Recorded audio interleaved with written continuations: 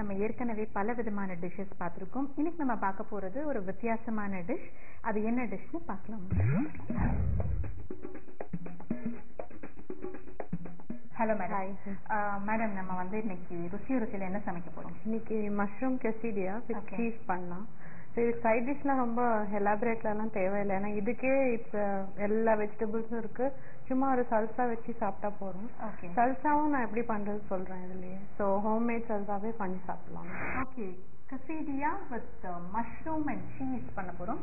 ஏற்கனவே இந்த மாதிரி கசீடியா நம்ம பண்ணியிருக்கோம். இன்னைக்கு பாத்தீங்கன்னா மஷ்ரூம், அதாவது காளான் அண்ட் சீஸ் வச்சு ட்ரை பண்ண போறோம். ஆமா, ஃபர்ஸ்ட் பண்ணது வந்து ரிஃப்ரைட் பீன்ஸ் வச்சு பண்ணோம் அண்ட் சீஸ். இது வந்து சல்சா எப்படி பண்றது சொல்றேன், plus mushroom and cheese. Okay, so என்னென்ன பொருட்கள் வேணும்? ஓகே, ஸோ பேஸ் வந்து டார்ட்டியாஸ், நம்ம வீட் ஆர் கார்ன் எனி டார்ட்டியா எடுத்துக்கலாம். சீஸ், இது டெக்கரேஷனுக்கு ஸ்ப்ரிங் ஆனியன், ஓகே, மஷ்ரூம், உப்பு, காரப்பொடி, oil and pepper.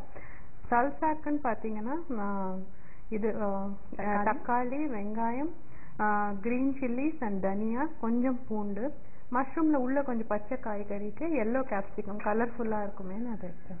Okay, so இதெல்லாம் எக்ஸப்ட் இந்த சீஸ் இல்லை இல்லையா? இது பட்டர் இல்லை. ஓகே, இதெல்லாம் இது மட்டும் தான் சல்சாக்கு. சல்சா கேப்சிகம் கிடையாது, இது மாத்திரம் தான் சல்சா, வெங்காயம்.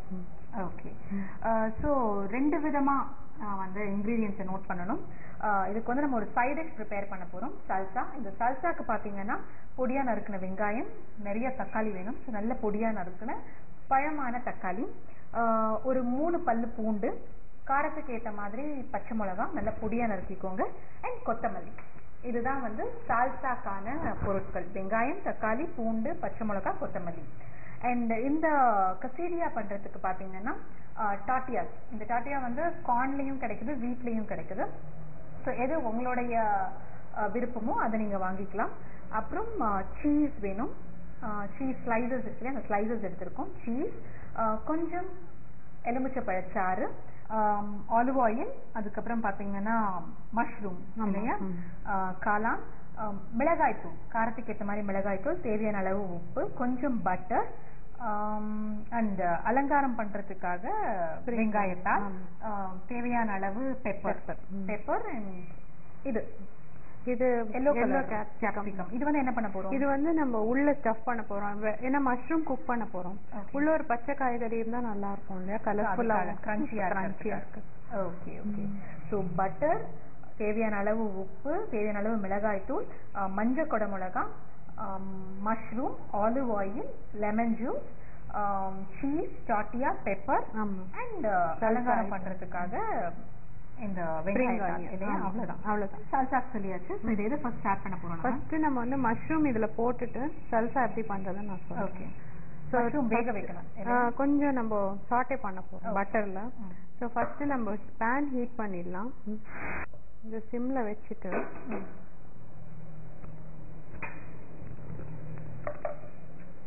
மஷ்ரூம் வந்து ஸ்லைஸ் பண்ணிக்கலாம். நம்மளுக்கு எப்படி வேணா ஸ்லைஸ் பண்ணிக்கலாம், எப்படி இப்படி வேணும்னாலும் சைஸ்ல. ஸ்டெம்ஸ் வேஸ்ட் பண்ண வேணாம்னு நினைச்சேன்னா அதோட பண்ணிக்கலாம்.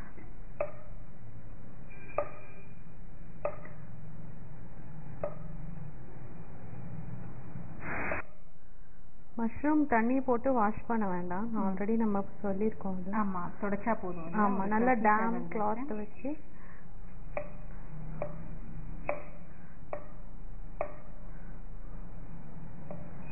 இவ்வளோ போறோம் நம்மளுக்கு. ஸோ பேன் சூடானதும் கொஞ்சம் பட்டர், ரொம்ப வேணாம், ஒரு டேபிள் ஸ்பூன் பட்டர் போடுறேன். இது நீங்க அவாய்ட் பண்ணணும்னா ஆலிவ் ஆயில் யூஸ் பண்ணிக்கலாம். ஓகே, ஸோ கொஞ்சம் பட்டர். அந்த பட்டர் நல்லா மெல்ட் ஆனதும் இதை நம்ம சாட்டே பண்ண பட்டர்ல சாட்டே பண்ணா இன்னும் கொஞ்சம் டேஸ்ட் என்ஹான்ஸ்மெண்ட் இருக்கும்.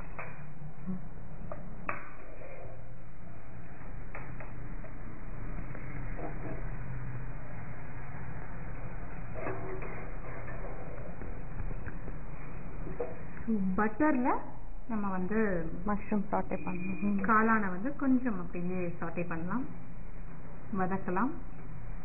இது கொஞ்சம் வில்ட் ஆகட்டும், அதாவது கொஞ்சம் குக் பண்ணலாம். அதுக்குள்ள நம்ம சல்சா ரெடி பண்ணிட்டோம்னா அது கொஞ்சம் சிட்டிங் டைம் வேணும் சல்சாக்கு. ஓகே.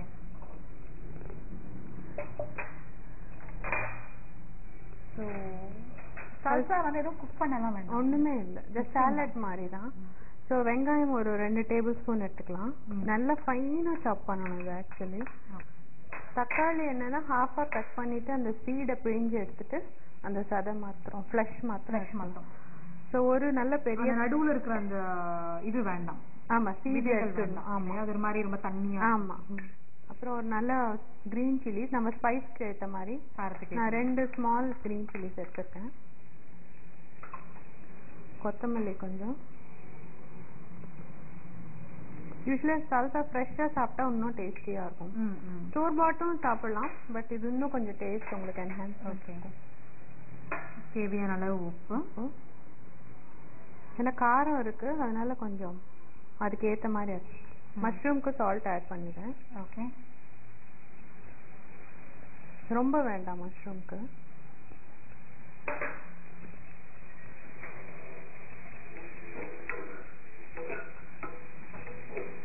இந்த நல்ல ஸ்மெல் உங்களுக்கு அது கொடுக்கும் ஆக்சுவலி மஷ்ரூம் குக் பண்ணதுக்கு. ஆமா, அதுவும் பட்டர் வேற. ஆமா. ஓகே. So now pepper.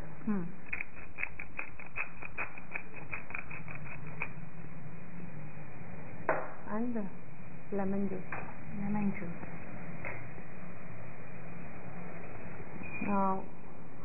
ஒரு tablespoon 1.5 tablespoon add பண்ணிக்கலாம்.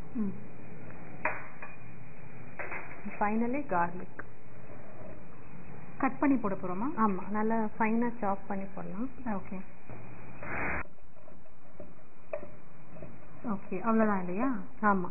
ஸோ இதுல வந்து பொடியா நறுக்கின வெங்காயம், பொடியா நறுக்கின தக்காளி, பச்சை மிளகாய் காரத்துக்கு ஏற்ற மாதிரி அதுவும் பொடியா நறுக்கி, தேவையான அளவு கொத்தமல்லி, உப்பு, pepper, lemon juice and finally பார்த்தீங்கன்னா பூண்டு, ஒரு 2 பல்லு பூண்டு வந்து நல்லா சின்னதாக கட் பண்ணி போட்டிருக்கோம்.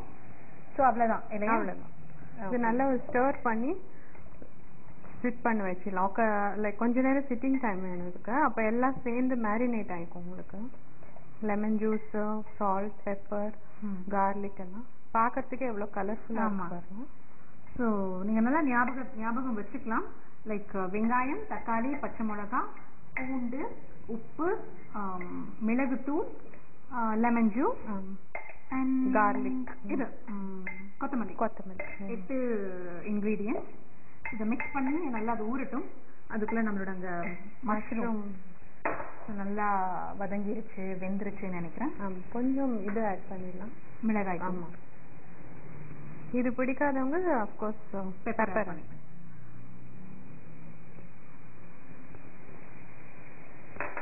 மஷ்ரூம் ஒரு சாஃப்ட் இன்கிரீடியன்ட்னால கொஞ்சம் பார்த்து ஸ்பைஸ் ஆட் பண்ணணும். நம்ம சீக்கிரமாவும் குக் ஆயிடும். ஜஸ்ட் ஒரு 2 to 3 மினிட்ஸ் சாஃப்ட் ஆயிடும் இல்லையா?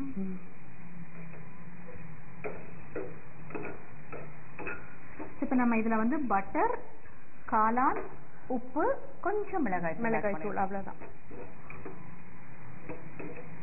நான் நிறைய வேறெல்லாம் ஆட் பண்ணனா அந்த மஷ்ரூமோட ஒரிஜினாலிட்டி போயிடும். ஐ திங்க் இது போறோம்னு நினைக்கிறேன். ஸோ ஸ்டிம் பண்ணிட்டு தவா அதில் வச்சிடுறேன்.